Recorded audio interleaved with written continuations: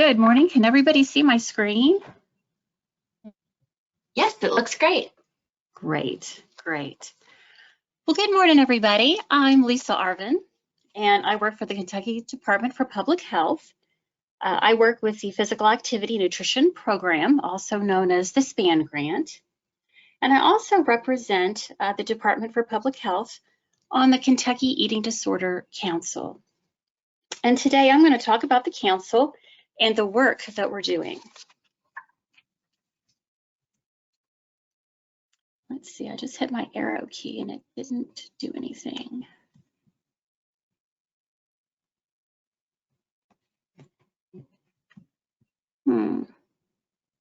Does it do anything if you just click? Let's see. No, hang on here. You know, last week it worked perfectly. Oh, let's see if this works. There we go. So the governor created the Eating Disorder Council, the Kentucky Eating Disorder Council. And so this was created and established effective by the governor July 15th of 2020. This council will be in effect until December 1st of 2030. So it was created in response to that eating disorders are on the increase and Kentucky's higher than the national average. The prevalence is estimated in Kentucky to be 20% and growing.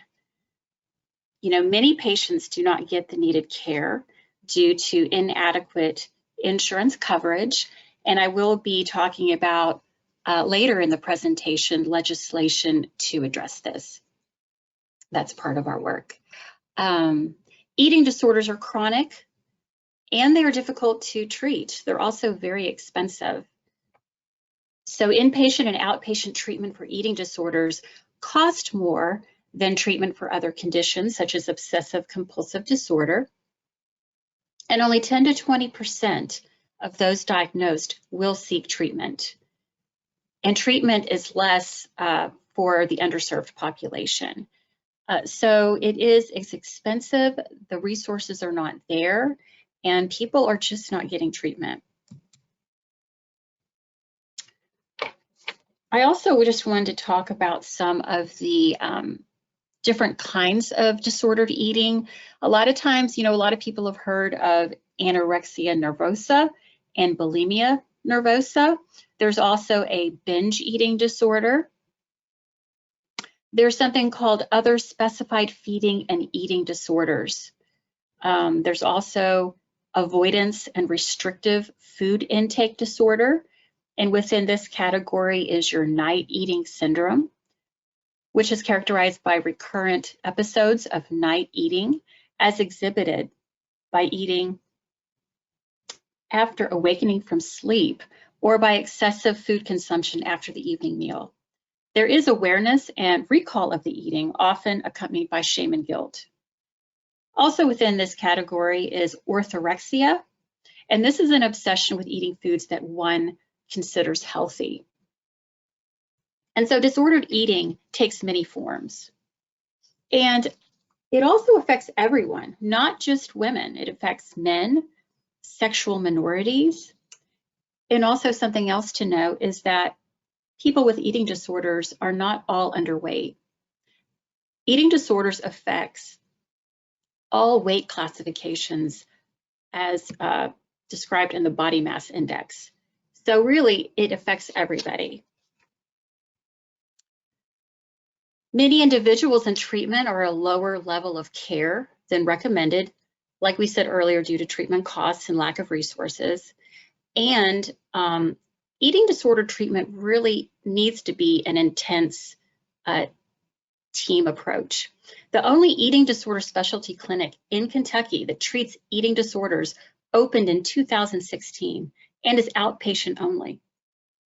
The closest facility to offer residential care is located in Missouri. And so really to get that intense in-house disciplinary approach, people have to go out of state.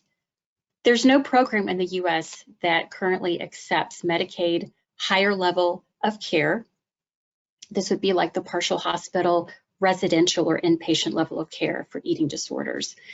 And treatment costs on average is $20,000 a month. An outpatient treatment can cost as much as $200 a session. So it is extremely expensive. And you know, we talked about how so many people don't get care. Well, it's even worse for underserved populations. Now, with that being said, I'm going to talk later in the presentation about legislation. There's a bill that's been introduced. It's called the Nutrition Care, and it aims to improve access to care. So we'll be talking about that a little bit later.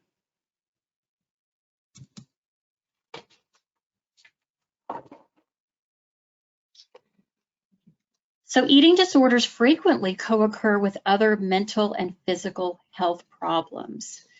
Students reporting more than 3 eating disorder behaviors were 5 times more likely to report feeling depressed in the past year, 6 times more likely to report suicidality in the past year, and 4 times more likely to report being bullied or cyberbullied in the past year.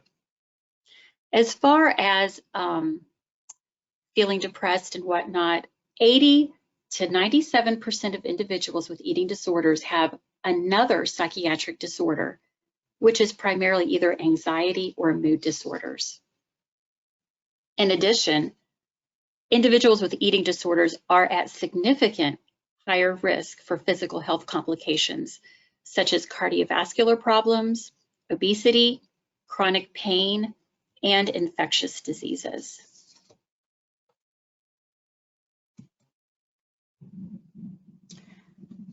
So, who makes up the council? When the governor stipulated that this council was to be made, it was stated that representation from the following disciplines had to be on the council.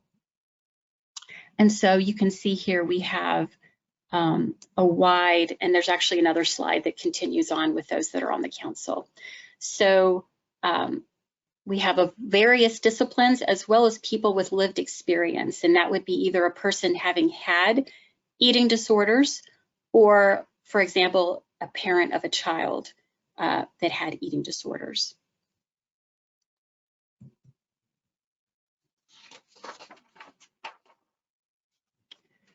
So as you can see, we have a well-rounded group with wealth and knowledge and experience in this area.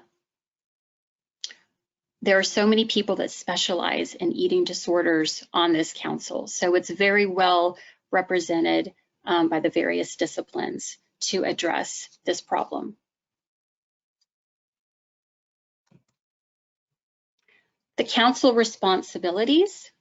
So the council is charged with eating disorder awareness, education, and prevention. We want to improve access to adequate diagnosis and treatment services, assist the cabinet in identifying eating disorder research projects, and we want to work with the cabinet and other appropriate entities to examine existing surveillance systems, data collection systems, and administrative databases to determine the best strategies to implement evidence-based eating disorder measures. Now, with this being said, we are an unfunded mandate. We've been given this charge to address this issue with no funds. So we're currently trying to find a way to move forward and determine our activities to address these things. As far as our council meeting in March, we met with the Missouri Eating Disorder Council that was established in 2010 to get some ideas to move forward.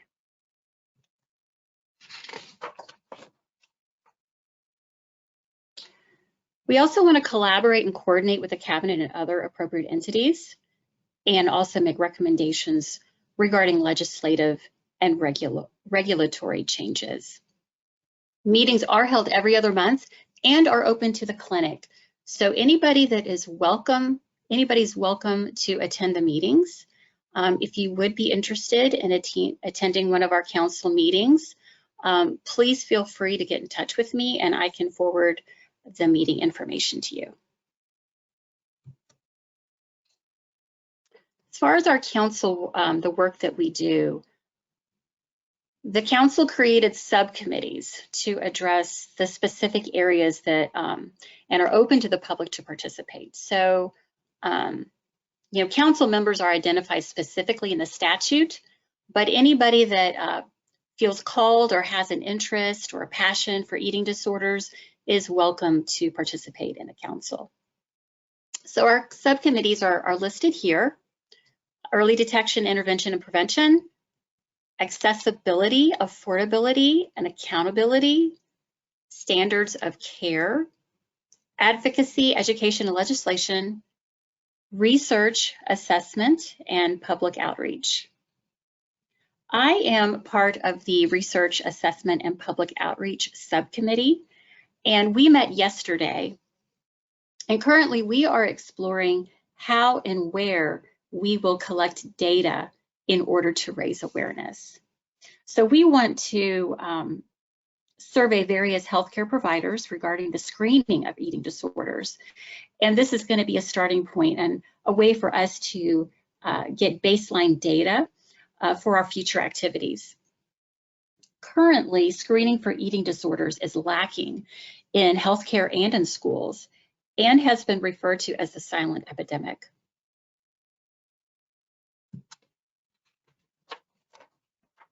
So the legislation that I referred to earlier, this is that legislation. So we wrote a letter of support to increase the access to medical nutrition therapy for individuals affected by eating disorders on Medicare Part B. Currently, Medicare Part B does not cover outpatient medical nutrition therapy for eating disorders. With that being said, the rate of disordered eating in senior citizens is roughly 3 to 4%, and this is comparable with the general population. And also an estimated 3% of men and 6% of women in the Social Security Disability Insurance population report disordered eating. So by supporting this legislation, having this go through, this would really increase the access for treatment.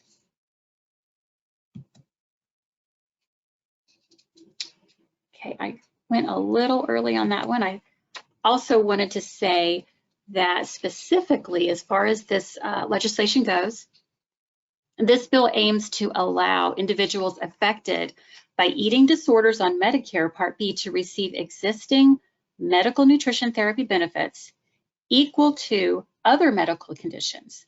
This bill would give the Secretary the ability to authorize higher amounts of coverage, as well as place cost control measures as needed within the Medicare program. This would be in addition to savings already created by treating at the outpatient level. So this bill is called the Nutrition Care Act. And as you can see here, it stands for CARE, it stands for the Counseling, Aiding Recovery for Eating Disorders, and was led by the following senators and representatives. I checked yesterday and there is no recent update on the status of this legislation, so we don't really know where it is right now. Another thing that we are doing is the Kentucky Eating Disorder Council is hosting a 2021 Eating Disorder Virtual Advocacy Day on Thursday, May 6th from 9 a.m. to 5:30 p.m. at the Capitol. Well, not at the Capitol, it's virtual, but you get the idea. Registration is required for this event. So we would love to have as many people as possible participate. If you're interested in participating, please get with me and I'll be happy to forward you the details. Also, we would appreciate you sharing this information with the community, colleagues, anybody that you feel has a vested interest in eating disorders. Again, that is the 2021 Eating Disorder Virtual Advocacy Day on Thursday, May 6th from 9 a.m. to 5:30 p.m.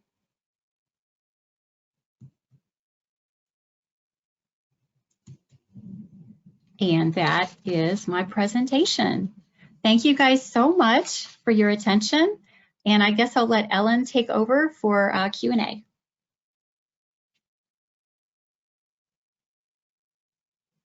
Yes, hi, thank you. I was just looking up that Advocacy Day that you mentioned. I found a link to it, and I am going to drop it in the chat box for anybody who is interested. In the meantime, oh, except I keep opening it instead of sending it. So there we go. Okay. So thank you so much for that presentation, Lisa. That was really fascinating. Really kind of appalling, if I'm honest, some of the things that stand in the way of treatment for people. Yes. This is already a disorder or a family of disorders that is under acknowledged. Absolutely. Find people who are willing to acknowledge it and admit that they potentially have a problem or someone they love has a problem, then help is so limited for them. So that's disappointing, but it really is. It really is. So I have a lot of notes here, but one thing that I wanted to talk about was orthorexia, which you mentioned, and that's that obsession with healthy eating. And what is our responsibility as public health professionals? You know, you and I are both with the state physical activity and nutrition program. We want people to eat healthy. We want people to have a good, nutritious diet, but we don't want to obviously trigger any kind of unhealthy obsession or push anybody into a territory where they're not nurturing their body in the way that it needs. So what's our responsibility as public health professionals, or what comments do you have on that? Well, and you know, really, so it's interesting because this is a mental health disorder, but it manifests in a physical way. So it really needs to be a multidisciplinary approach. First and foremost, the persons that are experiencing this really needs a mental health provider that specializes in eating disorders, and certainly would work with a registered dietitian and really a whole care team as it relates to you know, getting this condition under control.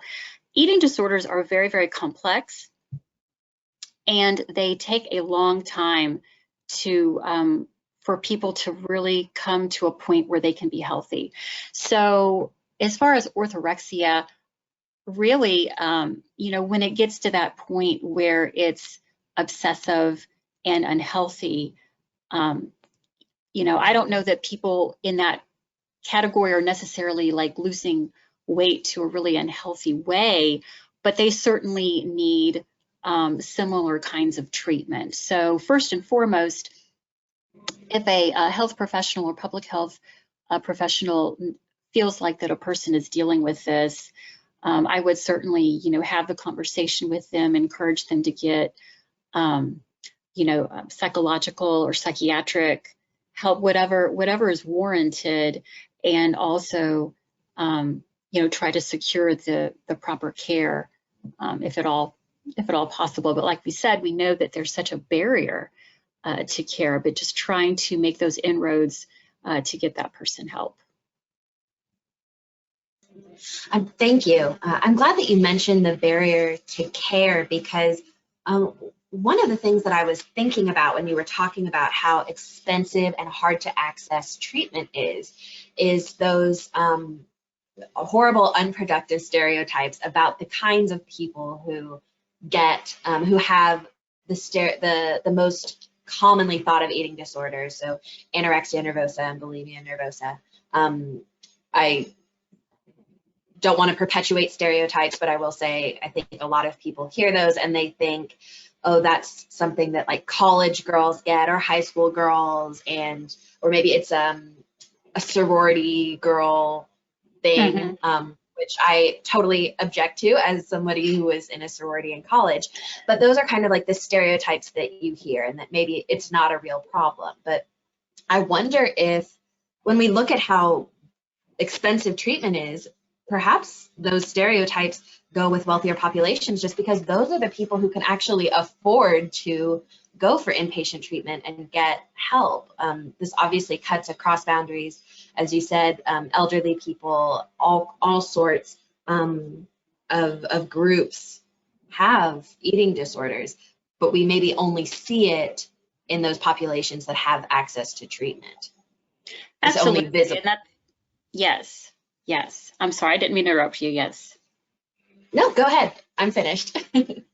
Well, I was just gonna say, I think you make an excellent point, because you think about those that can actually afford care, and it is going to be people that have the resources, to pay for that expensive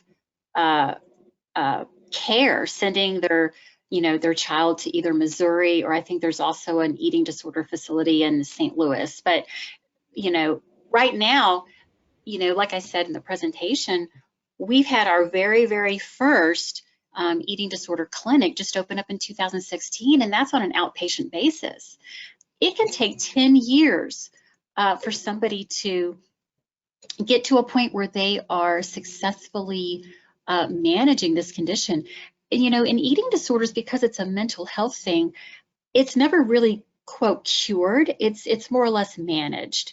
And so, certainly people can have relapses and things like that. So, really to really get that care and to successfully manage it, it takes a lot of time, and it takes a lot of resources, and it takes a lot of money. Yeah. Well, I'm so glad to hear that there is legislation coming that is hopefully going to change that. And again, if you want to be a part of the advocacy for that at the federal level, there is a link in the chat box to a virtual rally that Lisa mentioned for a bill that might help more people get access to treatment. We have a question about screening and prevention, and how there's a lack of that. What does screening for an eating disorder look like, especially for public health professionals? So what we're or really, clinician. I'm sorry, for what? anyone. I said, or for clinicians. Okay. What does screening look like? Well, right now, obviously in a, you can do all kinds of levels of screening. What we're trying to do is we would really like to get a very short screening tool. It's basically just like 5 questions, and it's more or less in lay language, so that anybody could use it and anybody could screen somebody for eating disorders. As we move forward and we approach these healthcare providers or schools or what have you that have not done any screening, it's kind of a tall ask for us to say, oh, well, we want you to now do this on top of everything else you're doing. And so there has been a tool it's called the SCOFF. It's SCOFF. And basically it's just 5 simple questions. It asks about, different eating disorder behaviors. Do you find yourself thinking about food often? Do you control your weight using pills or laxatives or throwing up? And, just some of those really, really basic questions that people can ask that would more or less kind of raise a red flag that, okay, we need to go a little bit deeper with this. And so that's kind of where we're headed. We're trying to get a baseline on what screening is currently happening now.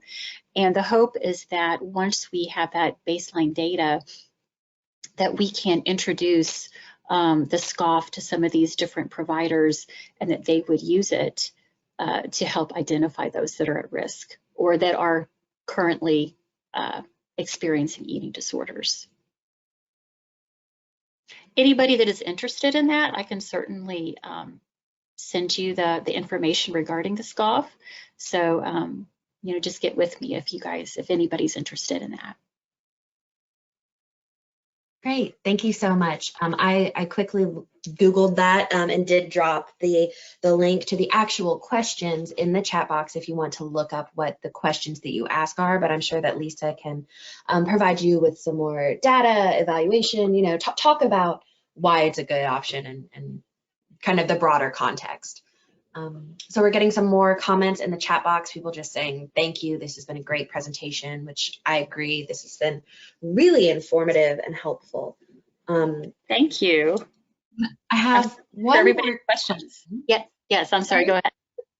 Oh, you're good. I was just going to say, I think my last question, unless we get more in the chat box, is what can the average person do? So maybe not somebody who works at the Department for Public Health like us, but just somebody who has friends, loved ones, coworkers, etc., who may be suffering from one of these disorders.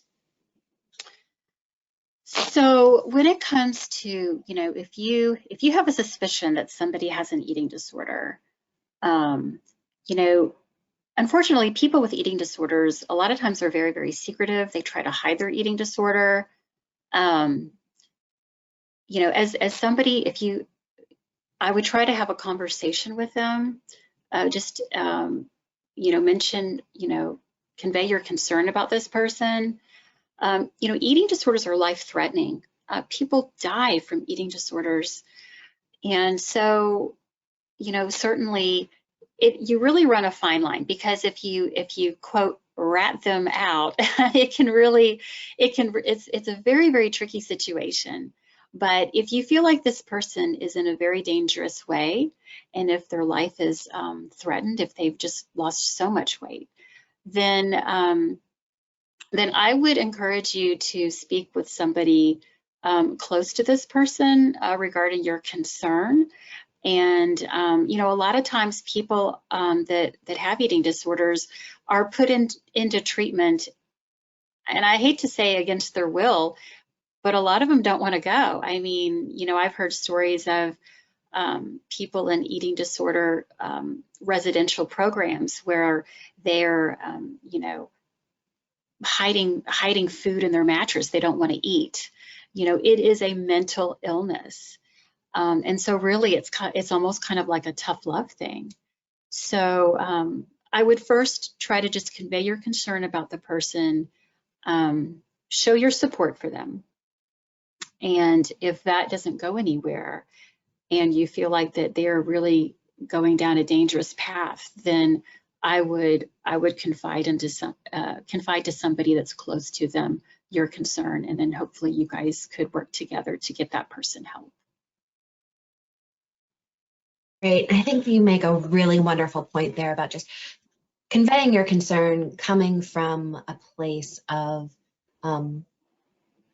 respect and maybe love if you have a good relationship with that person.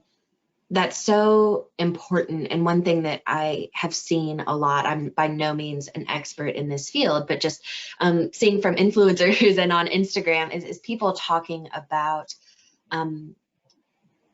people congratulating them on weight loss that maybe wasn't intended or wasn't appreciated.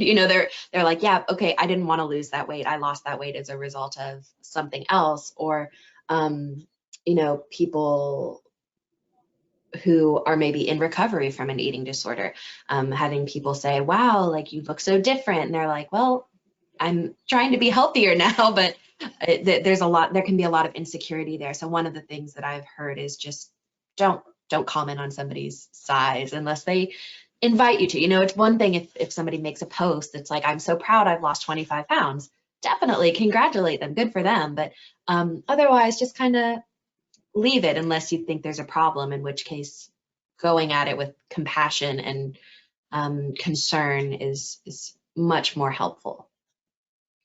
Absolutely. So we just have one last question, which is somebody said for that SCOFF questionnaire that you mentioned that I put in the chat, who can use that? So that is meant for, I think primarily, I really think it was designed to be used within the context of either a healthcare facility or maybe like a school setting. But I think certainly with the way that the questions are phrased, I think that even a friend could maybe casually weave some of these questions into you know, a conversation with a friend to try to determine, you know, well, you know, what's going on with you? Are you doing this? Are you doing that? You know, and so while it was created as just a simple tool, I certainly think it does have other applications, because really with the way that screening is not happening, if anybody suspects, I think we need to try to do our part to determine if there is a risk there. So I think really, you know, certainly it was designed to be used in that context, but I certainly think that with the way that the questions are worded, very easily understandable in lay language, that I really think anybody could use it.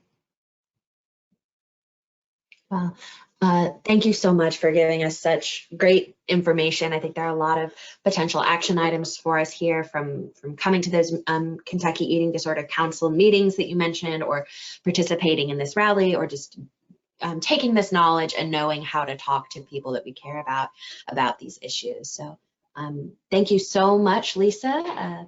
This has been really a wonderful opportunity, I think, for everyone. So. And thank you, everyone who has joined us, for your time and for spending your Tuesday morning with us. And thank you. Have a great day.